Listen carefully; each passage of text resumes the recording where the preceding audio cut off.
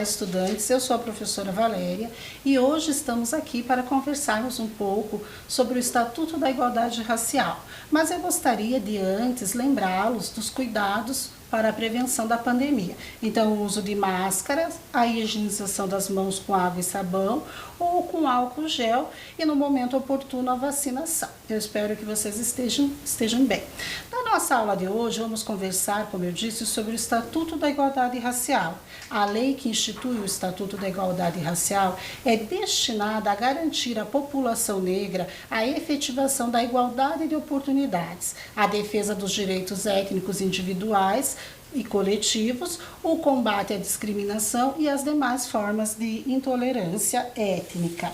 Vamos ver então na imagem que vou colocar como se formou a população do nosso país. Então, observem na imagem que nós temos uma etnia indígena, uma etnia africana e também representante dos grupos portugueses e espanhóis. Então, na época da colonização, os povos indígenas que aqui moravam, que aqui estavam, eles tinham o seu jeito de viver, o seu jeito de se organizar, de acordo com o território onde estavam, tinham a sua própria língua, o jeito de se relacionar no seu grupo e com os outros grupos. Os povos africanos que foram trazidos para cá posteriormente, que hoje nós entendemos do continente africano, eles também tinham um jeito de se organizar, tinham suas línguas, seus costumes, e a mesma coisa também com os povos portugueses e espanhóis. Mas o que aconteceu é que neste encontro de culturas surgiu uma nova cultura.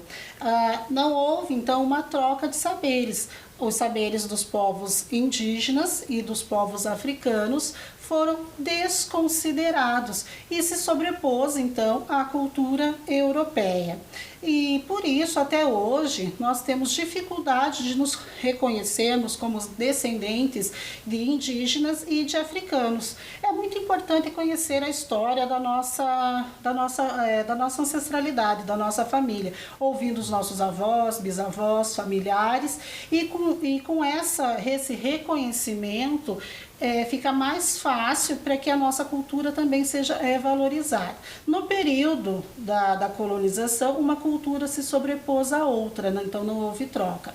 Eu trago agora a imagem que vocês podem ler comigo, que está escrito Igualdade na Diversidade, que representa o quê? O que eu quero dizer com esta frase? Essa imagem, ela diz para nós que nós temos igualdade de direito, de acesso e mesmo assim representando e tendo respeitado as nossas diversidades. Então, para explicar melhor, vou contar para vocês como funciona isso de reconhecimento e pertencimento. Quando os seus familiares vão até a escola para realizar o processo de matrícula, eles informam seu pertencimento racial. Eles declaram se vocês são pretos, pardos, indígenas, amarelos ou branco. Esses são as categorias definidas pelo IBGE. Então, nós fizemos uma pesquisa para verificarmos como que vocês estão se definindo, como vocês estão se declarando lá na matrícula da escola. Vamos observar no gráfico. A população amarela, que são os descendentes de asiáticos, eles estão representados pela cor verde. A população branca está representada pela cor azul. O amarelo representa a população indígena, o verde, a população que não foi declarada, o pardo é esse laranjadinho queimado e a população preta é esse representado em vermelho. Então vamos pensar um pouquinho se na nossa escola realmente nós temos maior número de população branca lá entre os estudantes. Nesse gráfico, então, eu destaquei a população preta. Gostaria que vocês pensassem se são poucos os estudantes negros mesmo que estão na escola. Nós temos a maior parte da população, em torno de 56% no Brasil, de população negra. A gente pensando, então, será que não teríamos 56% de população negra nas escolas também? Ou 30%, como nós temos no Paraná? E se esses estudantes não estão na escola, onde eles estão? E essas são apenas reflexões para que nós pensemos, né? Como que nós estamos agindo na nossa escola, quantos estudantes estão. É importante lembrar que a declaração é pessoal. Ninguém pode fazer isso por você. Sabe por quê? A partir da coleta desses dados, é possível planejar ações que atendam às necessidades específicas de cada grupo, atendendo ao que está previsto na Constituição e também no Estatuto da Igualdade Racial, que vamos conhecer hoje. E vocês, saberiam dizer há quanto tempo existe esta legislação? Vejam lá, ela é uma legislação de 2010. Pense rápido. Ela tem 10 anos, 11 anos ou 12 anos? Tenho certeza que vocês já sabem a resposta. 11 anos. Isso mesmo, já faz 11 anos que essa legislação está em vigor. Agora vamos assistir a um vídeo com uma linha do tempo para entender melhor quais foram os caminhos que foram percorridos até chegarmos ao documento que temos hoje. Linha do tempo. 1951. Lei Afonso Arinos. Essa lei estabelece 1 ano de prisão ou multa por racismo. E ela surgiu após a bailarina, coreógrafa e ativista americana Catherine Durham fazer uma denúncia em uma de suas apresentações após um ataque racista em um hotel paulista que recusou-se a hospedá-la por conta de sua cor.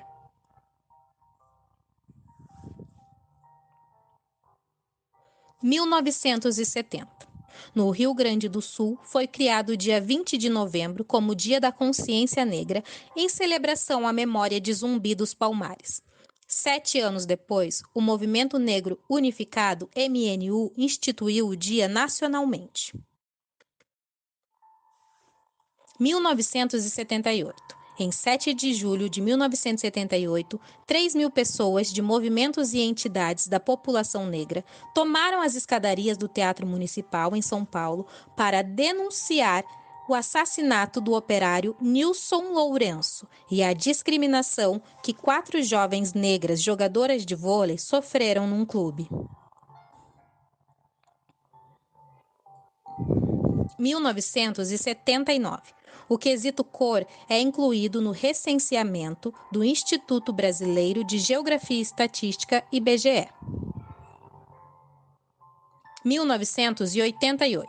A Constituição Federal é promulgada e garante às comunidades quilombolas a propriedade das terras ocupadas por elas e torna o racismo crime inafiançável e imprescritível.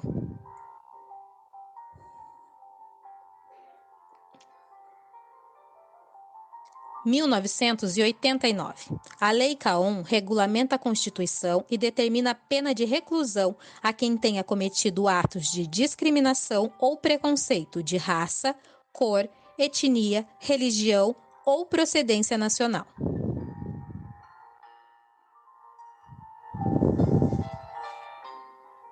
2002. A URJ é a primeira universidade a ter cotas raciais.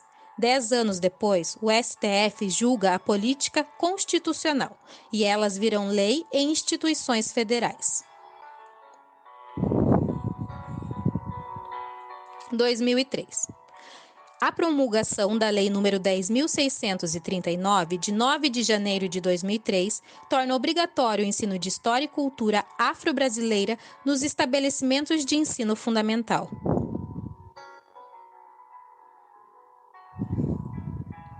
2008. A Lei nº 11.645 inclui no currículo oficial da rede de ensino a temática História e Cultura Afro-Brasileira e Indígena.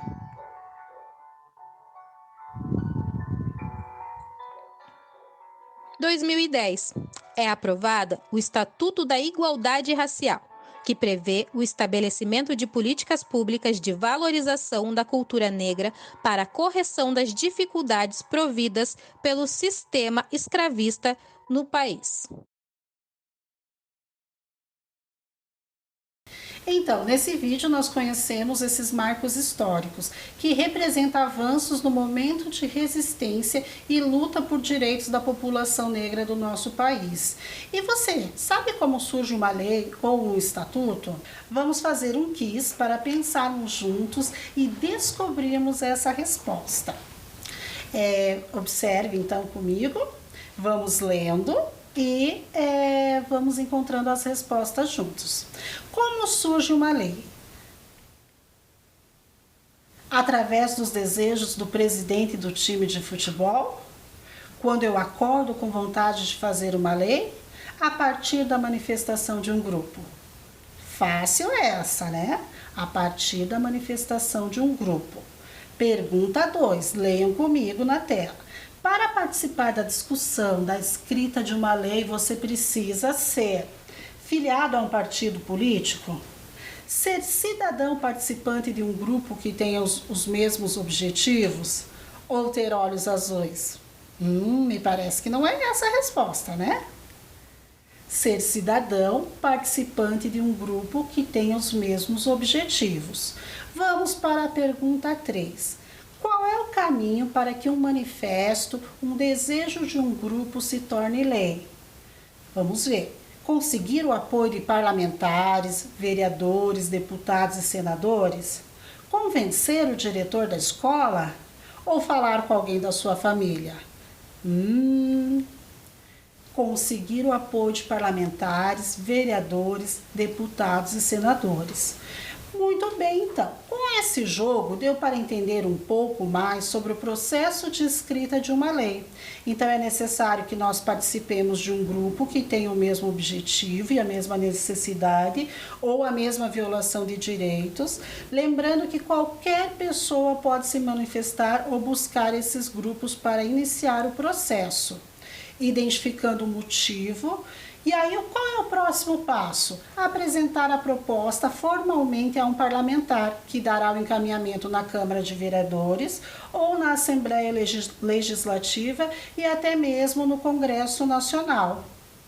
Então, agora que sabemos o caminho, o processo pelo qual uma demanda social na busca de igualdade de direitos se tornou o Estatuto da Igualdade Racial. Então, para termos esse estatuto hoje, nós seguimos essa mesma demanda. Eu trouxe o meu aqui pequeno, o meu tem até algumas coisas marcadas, porque são coisas que são importantes para o grupo que eu faço parte e para mim individualmente. No início da nossa aula, nós contamos um pouco da história da nossa população e as dificuldades enfrentadas pelos povos negros e indígenas, e foram essas dificuldades que serviram como motivo para que o grupo na década de 80 se unisse na busca por igualdade de direitos. Esse grupo, conhecido como Movimento Negro Unificado, MNU, que atua até os dias de hoje, se organizou e apresentou uma proposta que se tornou o Estatuto da Igualdade Racial.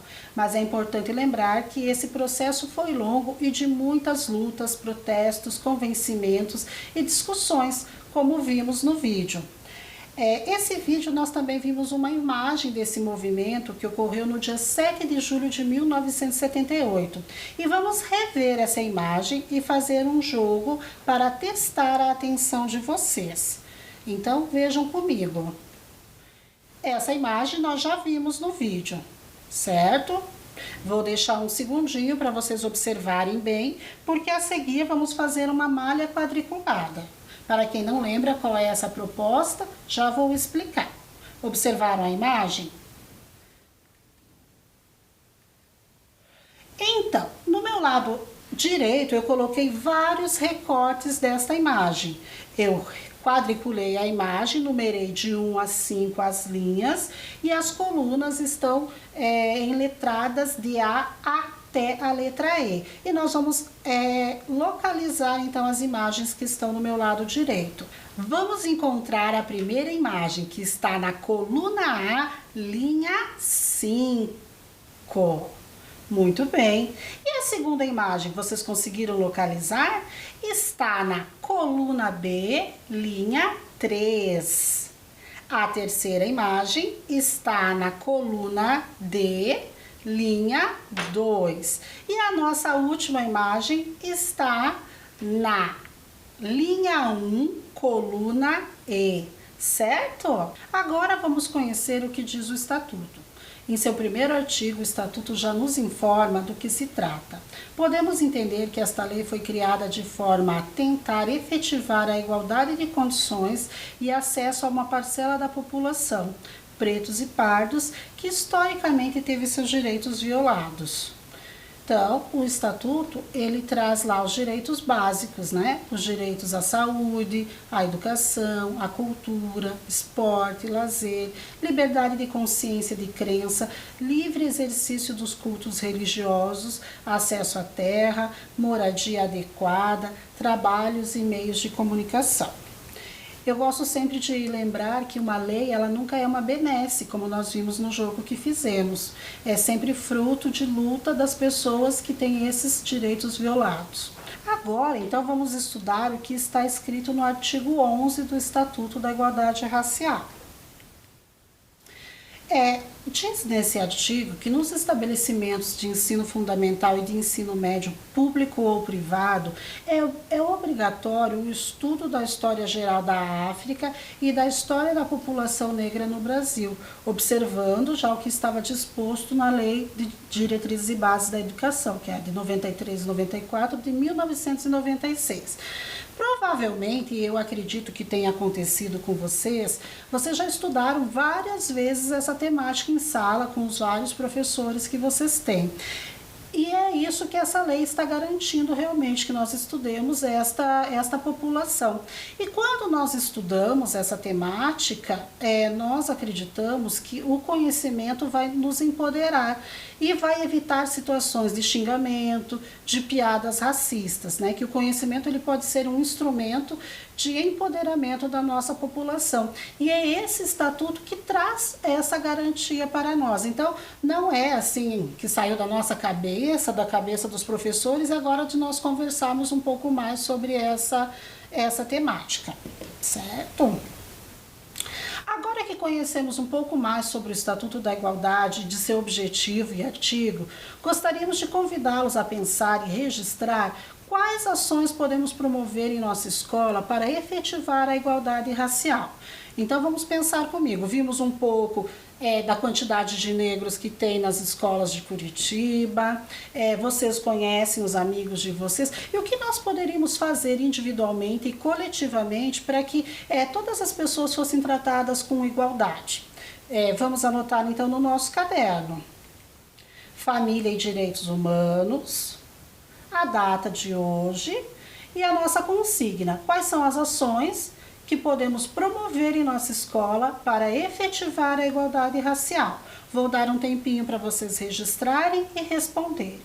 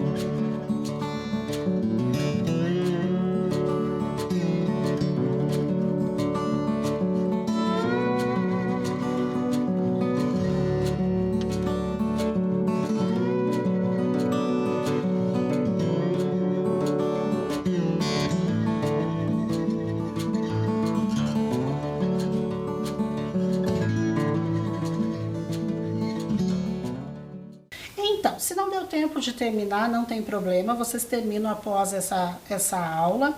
E também é interessante que dá para vocês conversarem com os amigos e proporem uma ação conjunta.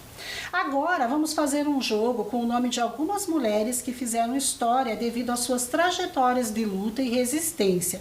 Vai ser um jogo da memória. Então, prestem bem atenção na imagem que vou colocar, no nome e na posição onde cada uma ocupa na tela. Vamos lá, eu vou deixar um tempinho para vocês verificarem as imagens.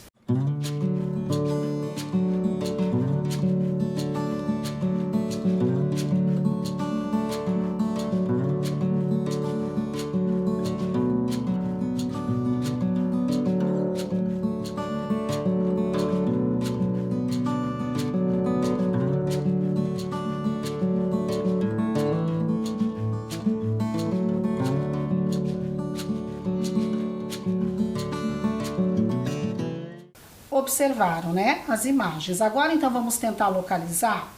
A imagem 1, ela faz par com a imagem do retângulo 7. Muito bem. E agora, a imagem 2. Ela faz par com a imagem do retângulo 9. Muito bem, está ficando cada vez mais fácil. A imagem 3 faz par com a imagem do retângulo 6. A imagem 4 faz par com a imagem do retângulo 10. Muito bem. E agora, então, ficou 5 e 8, ok? Muito importante, essas mulheres foram para a história do Brasil, contribuíram de muitas formas. Agora, nós vamos então ver um vídeo de uma dessas mulheres. Eu não vou falar o nome porque eu quero que vocês prestem bem atenção. E as outras mulheres, vocês podem pesquisar posteriormente quais foram as contribuições delas para o Brasil, ok? Vamos ver um vídeo, então? Eu vou começar a nossa aula com 2 frases. Bendita as horas que passei lendo. Gosto de manusear um livro. O livro é a melhor invenção do homem. Vocês sabem quem falou essas frases? Não? Eu vou contar para vocês. Carolina de Jesus. Essa é a nossa personagem de hoje. Vou falar um pouquinho da vida dela para vocês. Ela nasceu no dia 14 de março de 1914. Filha de pais analfabetos e neta de escravos. Ela nasceu em Sacramento, em Minas Gerais. Estudou apenas até o 2º ano do ensino fundamental, mas isso não impediu que ela continuasse com seu interesse pelos livros, pelos cadernos e pela escrita. Ela teve que se mudar para São Paulo com sua família. Chegando em São Paulo, ela foi morar numa casa onde trabalhava, e nessa casa tinha uma enorme biblioteca, onde ela passava os seus momentos de folga. Ela se mudou para São Paulo por dificuldades que eles tinham lá em Sacramento, em Minas Gerais. Carolina de Jesus sempre esteve a voltas com os livros, com seus cadernos, com suas leituras. E nesse período que ela estava trabalhando nesta casa, ela engravidou, o que dificultou a sua permanência. E ela passou um tempo morando na rua. Lá ela aprendeu, ela ouviu e viu muitas coisas e teve que ter muitas ações para sobreviver. E na rua, ela teve que também aprender a observar as pessoas que viviam com ela. Logo em seguida, ela foi transferida para a favela Canindé por uma política pública, onde ela teve os seus outros 2 filhos, José Carlos e Vera Eunice. Carolina de Jesus, ao todo, teve 3 filhos. Foi na favela do Canindé que ela foi descoberta. Uma passagem que conta que ela estava num parquinho, vendo alguns marmanjos brincando e utilizando de forma inadequada os brinquedos. Foi então que ela se manifestou e disse: "Saiam daí para que as crianças possam brincar." E os moradores que estavam lá no parquinho se recusaram. Então ela ameaçou e disse: "Se vocês não saírem daí, eu vou colocar o nome de vocês no meu livro." Foi então que um jornalista que estava estudando e buscando informações sobre a favela ouviu essa passagem de Carolina de Jesus e perguntou: "Que livro é esse?" Então ela contou que ela estava todos os dias registrando a sua vida na favela Canindé, uma forma de diário. Esse jornalista se interessou pela história dela, e aí que nós temos o livro Quarto de Despejo, o diário de uma favelada. Foi onde Carolina de Jesus foi descoberta. Além deste livro, ela tem outros 2, que é o Diário de Bitita, Casa de Alvenaria e muitos outros. Hoje nós trouxemos esses apenas para dar como exemplo para vocês. O livro, O Quarto de Despejo, o Diário de uma Favelada, ele foi traduzido para mais de 14 idiomas. Eu vou ler um trecho desse livro para vocês. Era 15 de julho de 1955, aniversário de minha filha Vera Eunice. Eu pretendia comprar um par de sapatos para ela, mas o custo dos gêneros alimentícios nos impede a realização dos nossos desejos. Atualmente, somos escravos do custo de vida. Eu achei um par de sapatos no lixo, lavei e remendei para ela calçar. Eu não tinha um tostão para comprar pão. Então, eu lavei 3 litros e troquei com o Arnaldo. Ele ficou com os litros e deu-me o pão. Fui receber o dinheiro do papel. Recebi 65 cruzeiros. Comprei 20 de carne, 1 quilo de toucinho e 1 quilo de açúcar e 6 cruzeiros de queijo. E o dinheiro acabou-se. Para a gente pensar um pouquinho o quanto a vida de Carolina de Jesus teve que ser muito bem pensada e o trabalho que ela teve para sobreviver às dificuldades que a vida lhe impôs. Carolina de Jesus ainda teve mais alguns livros publicados. Eu vou agora conversar com vocês para ver se vocês conseguiram gravar alguns fatos importantes da vida de Carolina de Jesus. Vamos lá? Em que ano Carolina Maria de Jesus nasceu? 1980, 1956 ou 1914? 1914, isso mesmo. Em que cidade Carolina Maria de Jesus nasceu? São Paulo, Sacramento, em Minas Gerais ou em Curitiba, no Paraná? Vamos lá, vamos tentar? Sacramento, Minas Gerais, isso mesmo. Pergunta número 3. Para quantas línguas o livro dela foi traduzido? Menos de 10? Mais de 10? Mais de 10. Aqui nós estamos falando do livro Quarto de Despejo. Pergunta número 4. Vocês estão acompanhando em casa? Vamos lá. Qual livro tornou Carolina Maria de Jesus conhecida?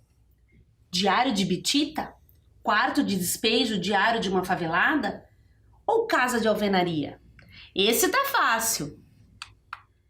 Quarto de Despejo, Diário de uma Favelada. Pergunta número 5. Quantos filhos Carolina Maria de Jesus teve?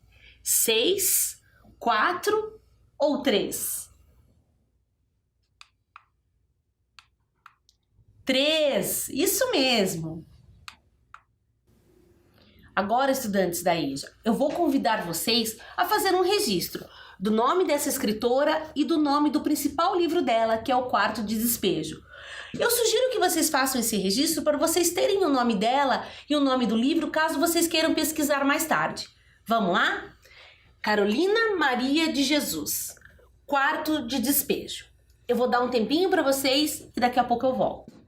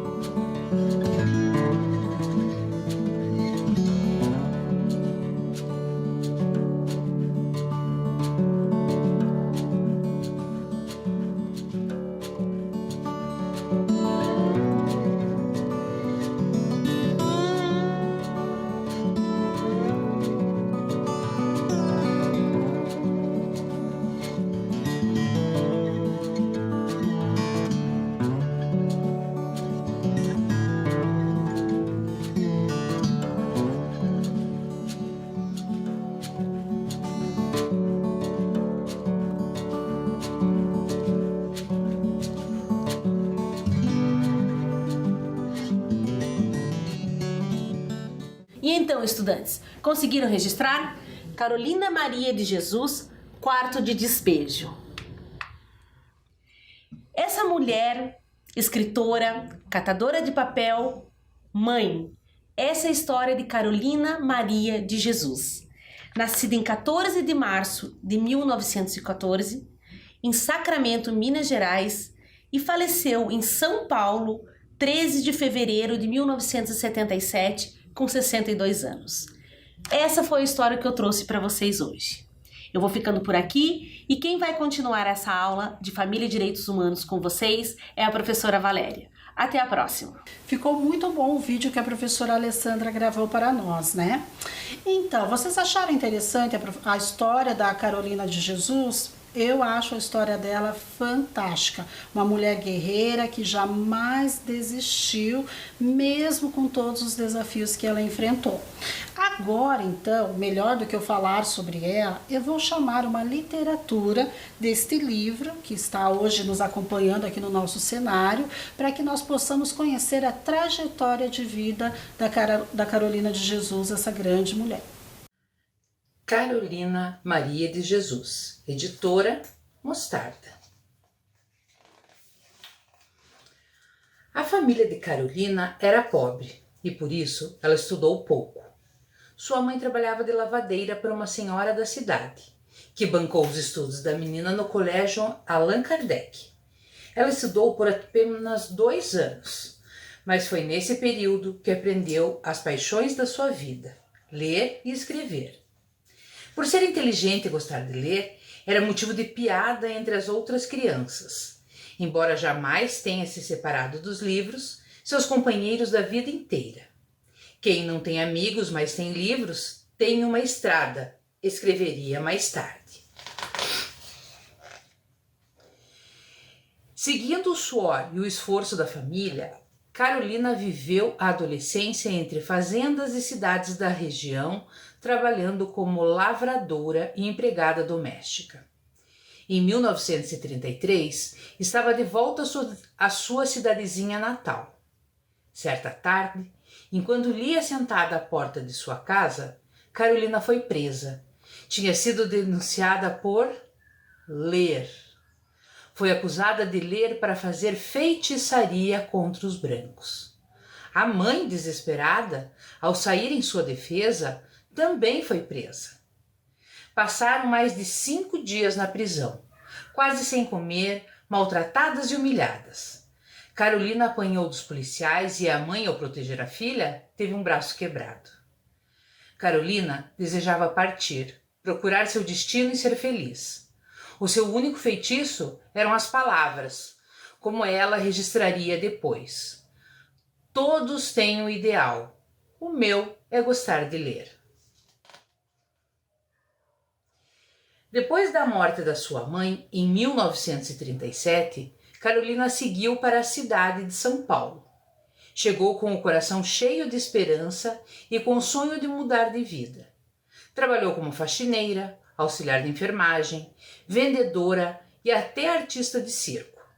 A cidade grande, com suas multidões, ruas sem fins e arranha-céu, significava para Carolina um mar de possibilidades. Nessa época, conseguiu emprego como doméstica na casa do famoso Euriclides de Jesus Zerbini, o primeiro médico brasileiro a realizar um transplante de coração. O doutor disse a Carolina que ela poderia sair para se divertir durante as folgas. Mas Carolina só queria uma coisa: aproveitar a imensa biblioteca da casa. Com a permissão do patrão, ela passava os momentos de descanso entre grandes escritores da literatura mundial. Para quem considerava os livros a maior invenção da humanidade, aquilo era um paraíso. Em 1948, ocorreu uma grande mudança. Carolina engravidou. Por não conseguir arranjar emprego, acabou indo morar na favela do Canindé, perto do rio Tietê, na zona norte de São Paulo. Chão de lama, barraco de madeira, miséria.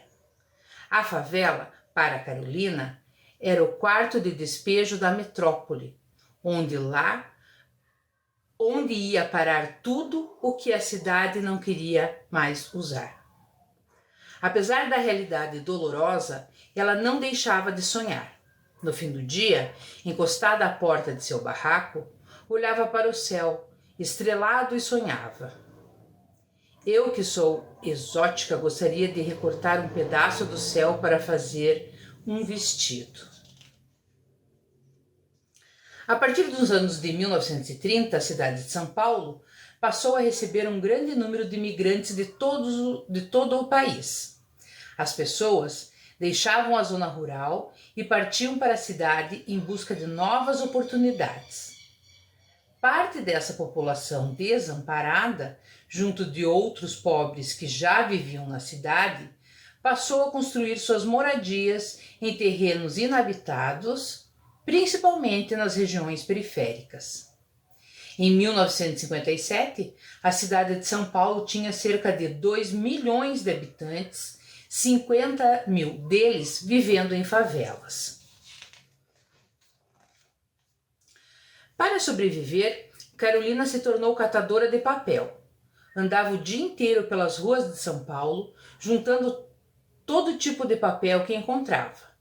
Se encontrasse algo que pudesse ser lido, como pedaços de livros, revistas ou jornais, levava para casa para ler antes de dormir.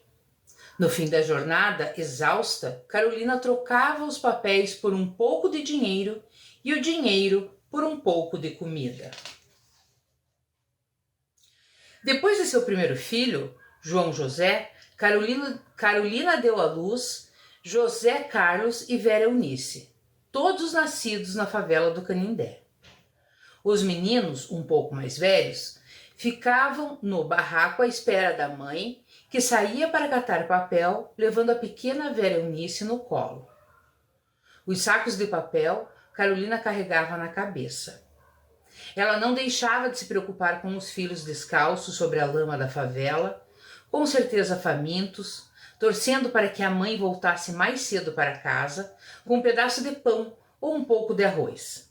Se tinha almoço, não tinha jantar. Se tinha jantar, não tinha almoço, como revelam as palavras da própria Carolina. Eu sou negra, a fome amarela e dói muito. Mesmo levando uma vida difícil, existia dentro da Carolina uma vontade que queria ser ouvida, que desejava gritar para o mundo: vejam, eu existo, esta sou eu. E Carolina realmente tinha algo a dizer. Em 1955, começou a registrar o dia a dia da favela em papéis que encontrava no lixo. Escrevendo com sinceridade e sem enfeites, criou um jeito próprio de comunicar a sua verdade. Aquele universo de tristeza, desesperança, violência e preconceito ganhava uma nova expressão por meio de sua sensibilidade. Além do diário, Carolina escrevia poemas, contos e romances. Tinha o sonho de ver a sua obra publicada. Mas o fundamental é que, para ela, escrever era uma necessidade, assim como respirar, comer e matar a sede. Certo dia, um jornalista chamado Audálio Dantas foi até o Canindé para escrever uma reportagem sobre a vida na favela. Caminhando por ali, notou uma mulher corajosa enfrentando um grupo de homens. O motivo? Eles faziam bagunça num parquinho para crianças. Se vocês não saírem, eu vou escrever tudo isso no meu livro, ameaçava ela. Curioso, Audálio se aproximou e quis saber de que livro ela estava falando. Então, ele foi levado pela mulher até um barraco, onde ela lhe mostrou uma pilha de cadernos. Ao ler uma das poucas páginas, Audálio ficou de queixo caído. Havia vida, força e beleza naqueles escritos. Tinha encontrado sua reportagem e ela se chamava Carolina Maria de Jesus. No dia 9 de maio de 1958, o jornal Folha da Noite publicou uma matéria contando a história da catadora de papel, mãe solteira de 3 filhos, moradora da favela do Canindé, que escrevia em cadernos que encontrava no lixo. A reportagem apresentava trechos do Diário de Carolina e anunciava que ele seria publicado em livro com o título de Quarto de Despejo, Diário de uma Favelada. A repercussão da matéria foi enorme e Carolina se tornou o assunto mais comentado da cidade. Ela estava realizando um sonho antigo: ver os seus escritos publicados, a sua voz alcançando os 4 cantos do mundo. A festa de lançamento de Quarto de Despejo foi um sucesso. As pessoas faziam fila para conseguir um autógrafo da autora. Em 5 dias foram vendidos 10.000 exemplares. Saíam novas reportagens sobre Carolina nos jornais, nas rádios e na televisão. Ela se transformou na celebridade do momento.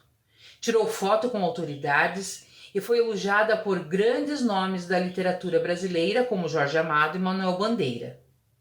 Carolina, ao conhecer Clarice Lispector, virou-se para a filha e disse: "Veja, filha, aqui está uma escritora de verdade." E Clarice retrucou: "Escritora de verdade é você, Carolina, que escreve a realidade como ninguém." Quarto de Despejo se tornou um fenômeno. Foi publicado em 46 países. A arte de Carolina conquistava o mundo. Os convites vindos de fora não paravam de chegar. No Uruguai, ela desfilou em carro aberto ao lado do presidente. Com o sucesso, Carolina deixou a favela do Canindé e se mudou para o bairro de Santana. Mas nem tudo eram flores. Os moradores do bairro não gostavam da presença dela e das filas de pessoas pobres que procuravam sua ajuda. Carolina gostava de ajudar os necessitados e, além disso, não conseguia se adaptar ao ambiente de luxo e riqueza que passou a frequentar. Ela não queria ser vista como um simples produto de consumo, mas sim como uma artista e escritora. Depois de Quarto do Despejo, Carolina lançou em 1961 Casa de Alvenaria, em que conta como era sua vida depois de ter saído da favela e denuncia a hipocrisia dos ricos. O livro não foi bem recebido e vendeu menos do que o anterior. Carolina chegou a gravar um disco com canções de sua autoria. Pouco depois, em 1963, publicou o romance Pedaços da Fome e, com dinheiro do próprio bolso, lançou o livro Provérbios, que também não fizeram sucesso e complicaram sua situação financeira. Carolina tinha língua afiada, defendia a doação de terras para os pobres como solução para o fim das favelas, entre outras opiniões polêmicas. Assim, era tida como estranha pela elite. Cada vez mais isolada, decidiu em 1969 ir morar em uma chácara em Parelheiros, no extremo sul da cidade, onde teria um ambiente mais parecido com o da sua infância, com hortas e animais. Esquecida pela mídia e pelo meio literário, Carolina perdeu quase tudo o que tinha ganhado. Levou uma vida simples em sua chácara até que, em 1977, foi surpreendida por um ataque fatal de asma. Depois de sua morte, foi publicada o livro Diário de Bitita, em que a autora conta memórias da sua infância. À frente de seu tempo, ela se tornou um exemplo de resistência e perseverança. Assumiu seu lugar de fala e fez sua voz ganhar o mundo. Carolina virou tema de filmes, peças de teatro, músicas e livros, e se transformou em referência para as novas gerações. Mesmo diante das dificuldades, sempre confiou no poder dos livros e da literatura e nunca deixou de acreditar que sua arte um dia se tornaria imortal. Espero que vocês tenham gostado. Esse é o nosso recado de hoje. Um beijo, até a próxima.